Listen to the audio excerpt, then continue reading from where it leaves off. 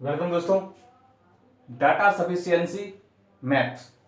अभी मैंने एक वीडियो अपलोड किया था, तो वो रीजनिंग का था, ये आपका मैथ का है। ठीक है, चलिए इसको सॉल्व करते हैं। देखिए, इसमें भी वैसे ही ऑप्शन आपके होंगे। एक आपको क्वेश्चन दिया जाता है, उसके बाद आपको दो स्टेटमेंट दिए जाते हैं और आपको ये फाइंड करना पड़ता है। बताइए, जो आंसर, जो क्वेश्चन आपसे पूछ रहा है वो पहले वाले से आ सकता है या दूसरे वाले से आ सकता है या दोनों के मिलाने से आ सकता है या किसी से नहीं आ सकता है या फिर इससे भी आ जाएगा या इससे भी आ जाएगा। तो ऑप्शन मैं आपको बता देता हूं, only one, only two, one और टू, और दोनों में से कोई नहीं या दोनों को मिलाकर, ऐसे ऑप्शन होते हैं। ठीक है, तो ऑप्शन को मैंने यहां पर नहीं लिखा हुआ है। ठीक है, तो मैं क्वेश्चन नंबर पहले फोर्थ को सॉल्व कर दूंगा। इसे जब सॉल्व कर दूंगा तो यहां पर थोड़ा स्पेस हो जाएगा। ठीक है, तो पहले क्वेश्चन को मैं ना लेकर मैं क्वेश्चन नंबर 4 यहां पर ले रहा हूं, उसके बाद मैं यहां पर ऑप्शन भी लिखकर आपको बता दूंगा।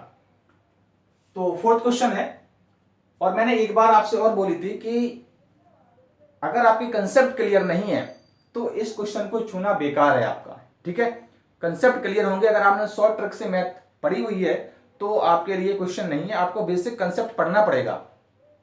तो फोर्थ क्वेश्चन आप यहां पर देखिए, मोहन दो प्रकार के चावल एक्स तथा वाई मिश्रण को ₹45 की दर से बेचता है। यहां पर सेलिंग प्राइस आपको दिया गया है, मोहन का लाभ, सेलिंग रेट आपको दिया गया है। ठीक है, मोहन का लाभ हानि परसेंट क्या होगा। अब जरा देखिए, फोर्थ क्वेश्चन आपने इसको पढ़ा, सबसे पहले आपको ऑप्शन नंबर 1 लेना पड़ेगा। ऑप्शन 1 लेंगे, स्टेटमेंट 1 लेंगे और सेकंड को आप भूल जाएंगे।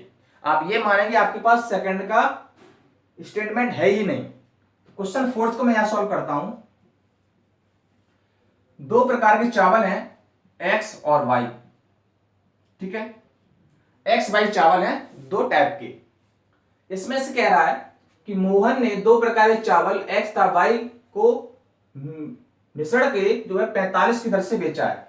तो सेलिंग प्राइस क्या है इसका, ₹45 पर केजी, पर केजी। अगर 1 किलो चावल वो बेचेगा तो 45 रुपए से बेचेगा, चाहे वो आपका एक्स हो चाहे आपका वाई हो। आगे देखिए, तो मैं फर्स्ट स्टेटमेंट आपका यहां पर लेता हूं और आपसे लाभ हानि का परसेंट ज्ञात करना है। चावल एक्स की दर ₹42 पर केजी है, ₹42 पर केजी है।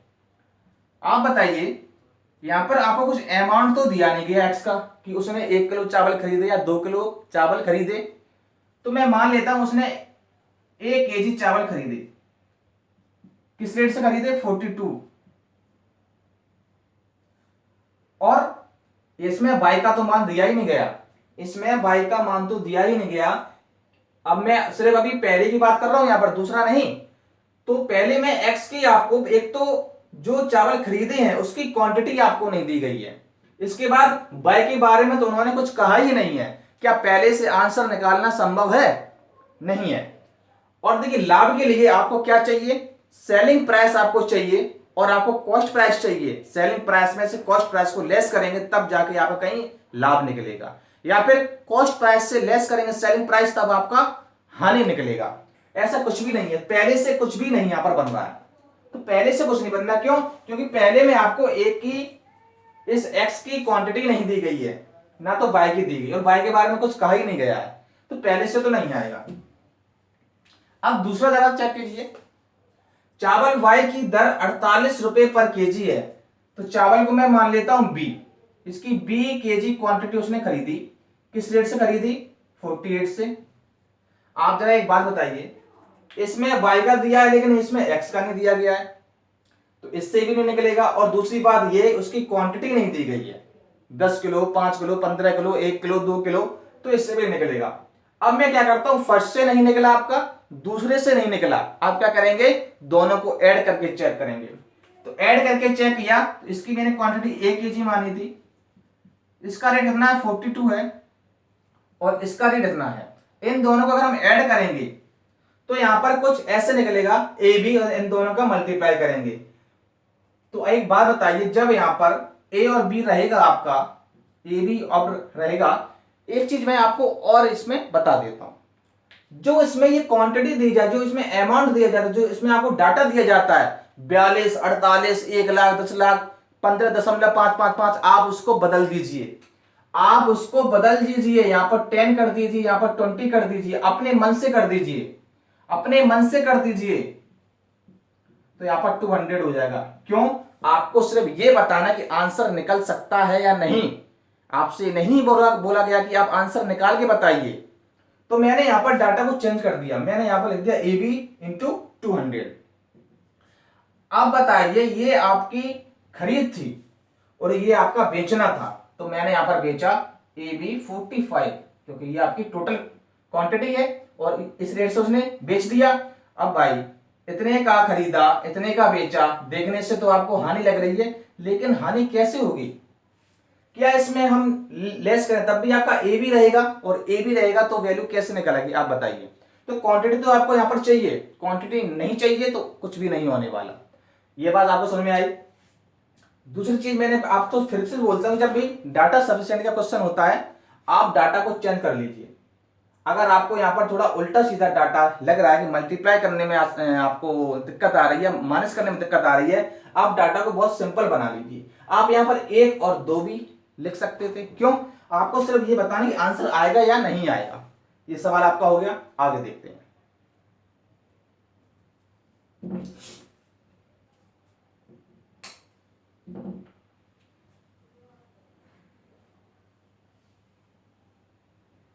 तो फर्स्ट का आंसर क्या हुआ? ना तो 1 से ना ही 2 से। ठीक है, चलिए, तो मैं इस फोर्थ को भी यहां पर हटा देता हूं जिससे कि थोड़ा स्पेस हो जाए।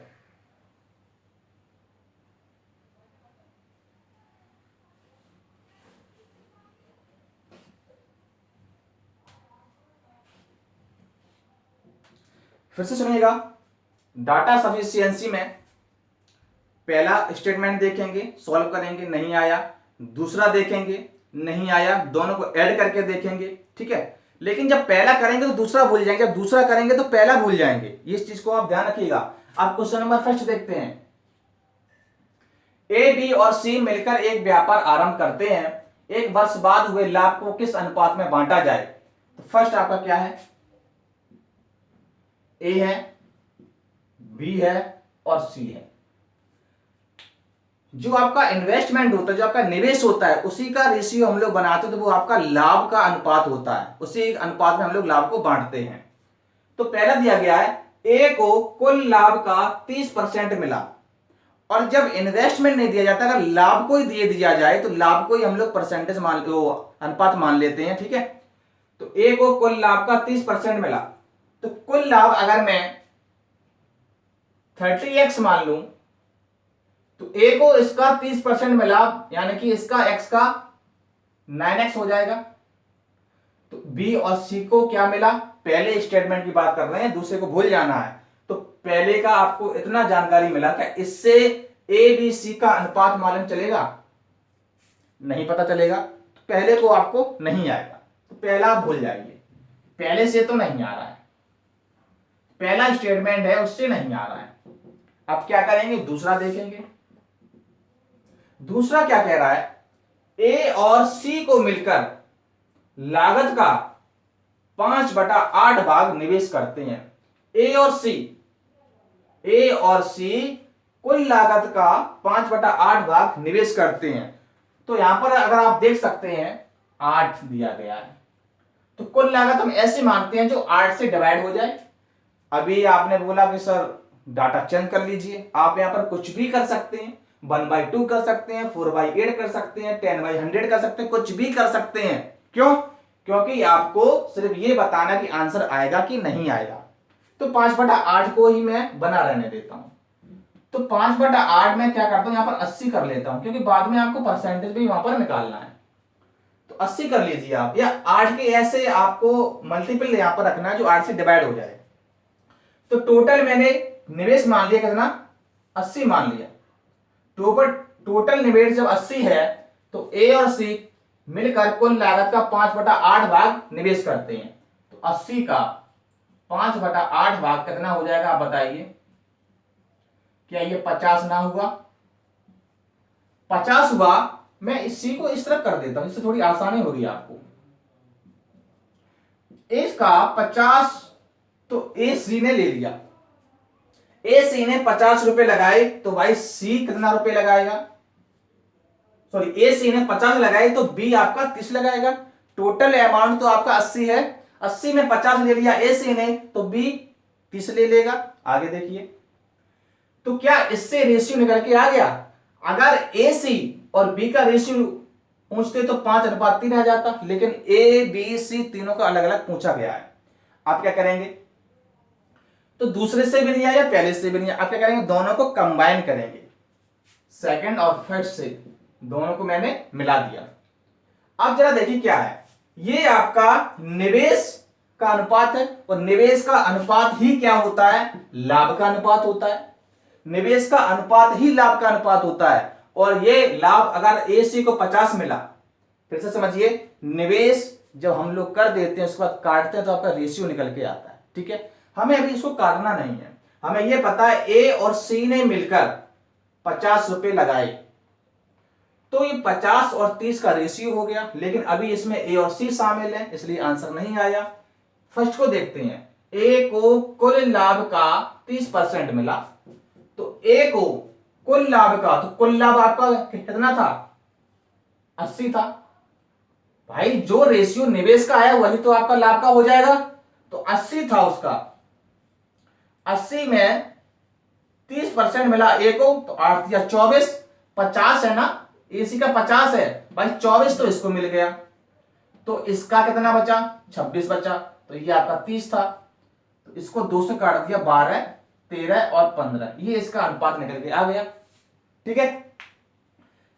टोटल लाभ इन दोनों पर 50 था, और ए को आपको मालूम चला गया कि ये 24 था, भाई ये दोनों का मिला के 50 है, इसका 24 है, तो इसका सी का 26 आ जाएगा, तो अनुपात आपका आ गया 12:15:13, ए बी सी, ठीक है, दोनों से निकल आएगा। इसका आंसर ये होगा फर्स्ट एंड सेकंड दोनों से आएगा आपका इसका आंसर, ठीक है, ये क्वेश्चन आपका हो जाएगा।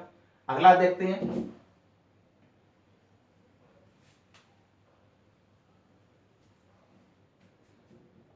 सेकंड क्वेश्चन देखते हैं। राम 3 वर्षों के लिए सीआई पर एक रकम उधार लेता है, इसमें टाइम दे दिया गया आपको 3 वर्ष का, उसे कुल कितनी राशि लौटानी होगी, आपसे इसमें मिश्रधन पूछा गया है, मिश्रधन पूछा गया आपसे, ठीक है। आगे देखिए, ब्याज की दर 12%, तो अगर मैं फर्स्ट से यहां पर निकालूं तो ब्याज की दर 12% है, तो रेट आपका 12% है। क्या इससे कोई चीज निकल के आ सकती है, प्रिंसिपल आपको दिया नहीं गया है, टाइम आपको बस दे दिया, टाइम और रेट से क्या ये चीज आ जाएगी, नहीं आएगी। टाइम रेट के बाद आपको मूलधन और चाहिए, तो मूलधन यहां पर नहीं है, पहले से तो नहीं आएगा। दूसरा देखते हैं, दूसरा देखेंगे तो पहला भूल जाएंगे।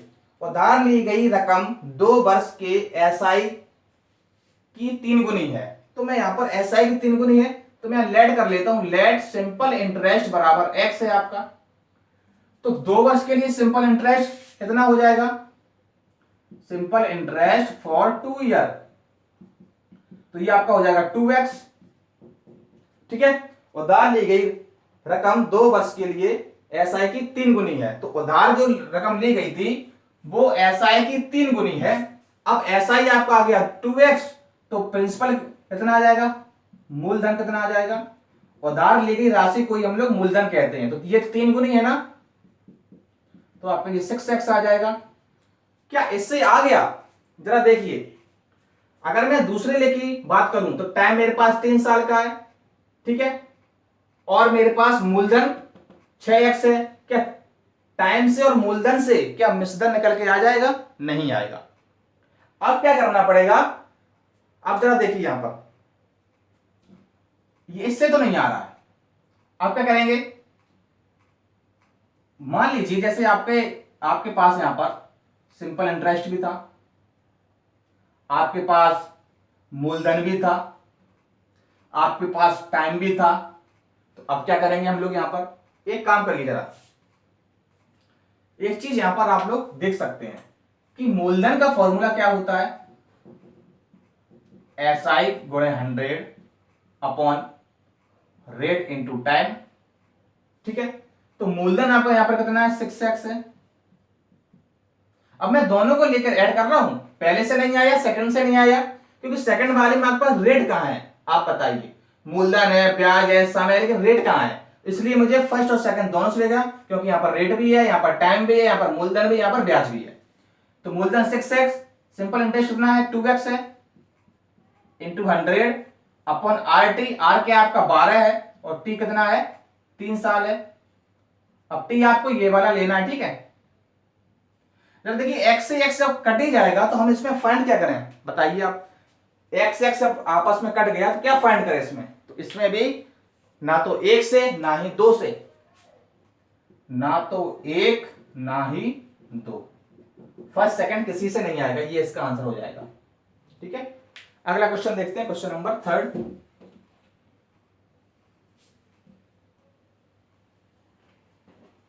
देखिए जरा, दो कारें एक दूसरे के विपरीत दिशा में एक ही समय पर एक ही स्थान से चलना आरंभ करती हैं, इनके समय में कितने बीच की दूरी, कितने समय में इनकी बीच की दूरी 960 किलोमीटर हो जाएगी। देखिए थर्ड क्वेश्चन क्या है, एक कार ये है और एक कार ये है, ये इस तरफ जाती है और ये इस तरफ जाती है, एक ही समय एक ही डायरेक्शन में। क्या कह रहा है, इनकी बीच की दूरी ये चीज 960 किलोमीटर कितने समय में हो जाएगी। ये टोटल दूरी आपकी 960 है, ये कितना समय लगेगा आप जरा बताइए।